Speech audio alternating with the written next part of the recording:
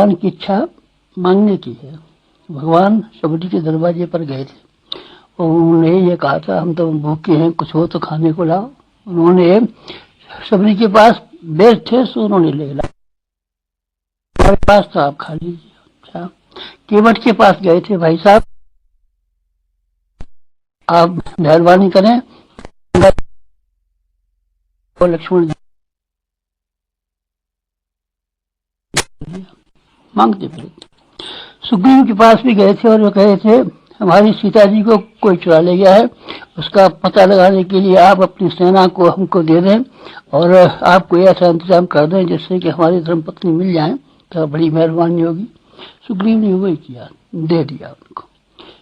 हनुमान जी का भी यही हुआ, हनुमान जी से भी मांगते फिरे, हमारा भाई बीमार है, मर गया है, घायल हो गया है, इसके लिए आप दवा ले आइए, सीता जी तक संदेश पहुंचा दीजिए, लंका में खबर लाइए, उससे भी मांगा था। बलि इसमें 3.5 एकड़ 3.5 बीघे 3.5 कदम जमीन हमको दे दो। नाप लिया उन्होंने, भगवान ने सारा जो कुछ माल टाल था उसे छीन छाल लिया। आपको मालूम नहीं? मालूम होना चाहिए आपको। गोपियों से बड़ी मोहब्बत थी उनकी। गोपियों से कहा, मक्खन तुम्हारा कहाँ रखा है, दही कहाँ रखा है। गोपियां समझती थी ये भगवान ने तो सोने चांदी के जेवर लाए होंगे, कोई हार लाए होंगे, रेशमी साड़ी लाए होंगे, कुछ नहीं लाए। उन्होंने गोपियों बिचारियों का जमा किया हुआ मक्खन था और दही था, वो भी छीन लिया। आपने सुना है ना? अच्छा, कर्ण जब घायल पड़े हुए थे तब अर्जुन को लेकर के भगवान उनके मैदान में पहुंचे और ये कहा, अरे कर्ण तुम तो घायल पड़े हो, हमने सुना था कि तुम्हारे दरवाजे पर से कोई आदमी खाली नहीं आता, तो हम तो कुछ मांगने के लिए आए थे, तुम तो देने की हालत में भी नहीं मालूम पड़ते। उन्होंने कहा, नहीं महाराज, ऐसा मत कीजिए, आप खाली हाथ मत जाइए, मेरे दांतों में सोना लगा हुआ है, इसको मैं अभी उखाड़ के देता हूँ आपको। उन्होंने एक पत्थर का टुकड़ा लिया और दोनों दांत तोड़ करके एक अर्जुन के हाथ पर रखा और एक कृष्ण के हाथ पर रखा, उन्हें दिया था। भगवान देने गए थे? नहीं, भगवान ने कोई दवा दारू दी, ना अच्छा किया, कुछ भी नहीं किया, बल्कि उस बेचारे कर्ण के पास जो कुछ भी था उसको लेकर के चले आए। आपने सुदामा जी का नाम तो सुना है? सुदामा जी की बीवी ने उनको इसलिए भेजा था कि भगवान कृष्ण तुम्हारे मित्र हैं, उनके पास जो कुछ भी सामान हो, कुछ मांग के लाओ तो अपना गुजारा चले। गए तो इस ख्याल से थे, लेकिन भगवान ने उनसे पूछा, लाए हो कुछ कि मांग नहीं आए हो? हमारे दरवाजे पर मांगने वाले तो भिखारी आते हैं, तुम लाए क्या हो ये बताओ। देखा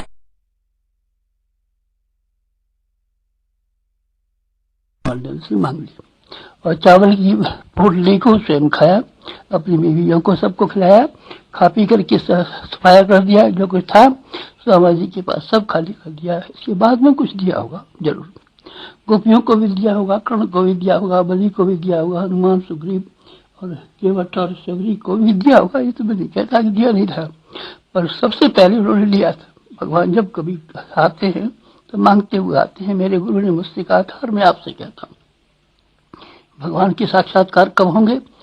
कभी आपको हो तो आप ये मान के चलना कि ये आपसे मांगते हुए आएंगे। नामदेव के पास भगवान कुत्ता के रूप में बन गए थे और सूखी रोटी ले करके भागे, तो नामदेव ने कहा, नहीं ये और ले जाइए, घी और लेते जाइए, देने का करे जाओ। उन्होंने थोड़ा किया, बताया, बस। तो उसी वक्त से मैंने वो बात गिरह बांध दी और लगातार जिंदगी के इतने 60 वर्षों में देता ही चलाया हूँ, जो कुछ भी संभव हुआ है। तो देने में कोई नुकसान नहीं है, अगर अच्छी जगह पर बोया जाए तब। खराब जगह पर बो देंगे आप, कहीं पत्थर पे बो देंगे तो मुश्किल है, लेकिन अच्छे खेत में आप बोए, भगवान का खेत अच्छा खेत है, उससे ज्यादा होकर के मिलेगा।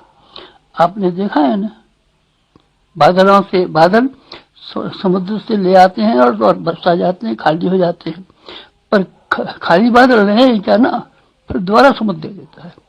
और आपने शरीर का चक्र देखा है, शरीर में हाथ कमाता है, मुंह को दे देता है और पेट में पहुंचा देता है, खून बन जाता है। हाथ खाली रहा क्या?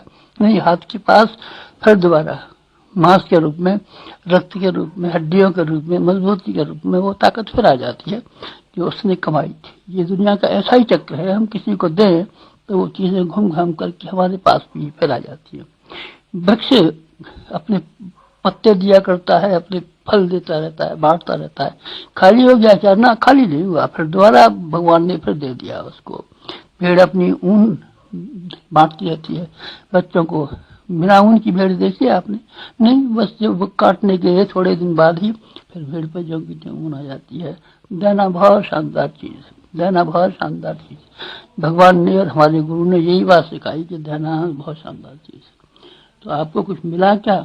बस मैं यही बताना चाहता हूँ कि अब मुझे मिला है, और अगर आप हमारी बात पर विश्वास कर सकते हो तो आप अपने बारे में भी ये ख्याल कर सकते हैं कि आपको भी मिलेगा और आप भी खाली हाथ रहने वाले नहीं हैं।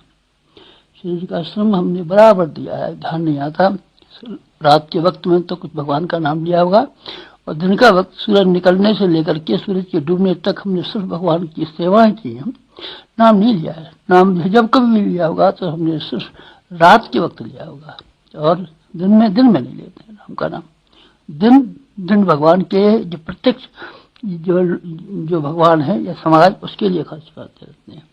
फिर आपको मिला, फिर मिला आपको। हमारी 75 साल की उम्र होने को आती है। 75 साल की उम्र में तो ढेरों के ढेरों आदमी मर जाते हैं, कोई जिंदा रहते हैं। अब कौन रहता है? अब इस जमाने में 75 साल की उम्र पाने वाले कम आदमी रहते हैं, और कम आदमी भी रहते हैं तो ऐसे रहते हैं कि वो फिर किसी काम के लिए होते हैं। 60 वर्ष के बाद आदमी नाकारा हो जाता है। आप नाकारा हुए? नहीं, हम नाकारा नहीं हुए। हमारी काम करने की ताकत जो क्यों बनी हुई है। अभी थोड़ी देर की बात है, आपने सुना होगा एक आदमी पैदल चला आया, छुरे मारने लगा।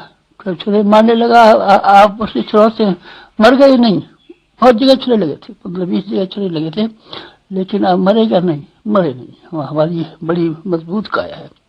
मरेंगे तो भगवान के मारने से मरेंगे, भगवान के कहने से जाएंगे। कोई इंसान हमको मार लेगा? क्यों मारेगा? एक पिस्तौल लेकर के आया था, रिवाल्वर भरी हुई थी, 5 गोलियां थी, चलाने लगा, वो चली नहीं। चल सकती है आपके ऊपर? नहीं, हमारे ऊपर कोई न गोली चल सकती है, न छुरा चल सकता है, न बंदूक चल सकती है, न पिस्तौल चल सकती है। कोई आदमी हमको नहीं गिरा सकता। हमारा शरीर लोहे का है। क्यों लोहे का क्यों है? इसलिए है कि हमने अपने शरीर को भगवान के काम में लगा दिया। स्वयं के काम में शरीर को लगाया होता तो दूसरे लोगों के जैसा होता। बुखार आ जाता है, खत्म हो गए। कोई खांसी हो जाती है, खत्म हो गए। कोई भी बात जरा सी खड़ी हो जाती है, और बुढ़ों को तो क्या है, कोई खांसी की भी जरूरत नहीं है। वैसे हार्ट फेल हो जाती है, ब्लड प्रेशर हो जाता है। हमारा शरीर बहुत ठीक है, और आप भी ठीक रहे। आप भी अगर अपने शरीर को समाज के लिए खर्च करना शुरू करें तो गांधी 82 साल के होकर के मरे थे। जवाहरलाल नेहरू की उम्र लगभग इतनी थी।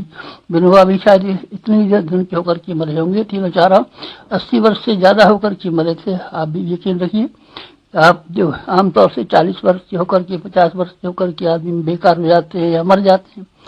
मर गया तो क्या, बेकार हो गया तो क्या, दोनों एक ही बात है।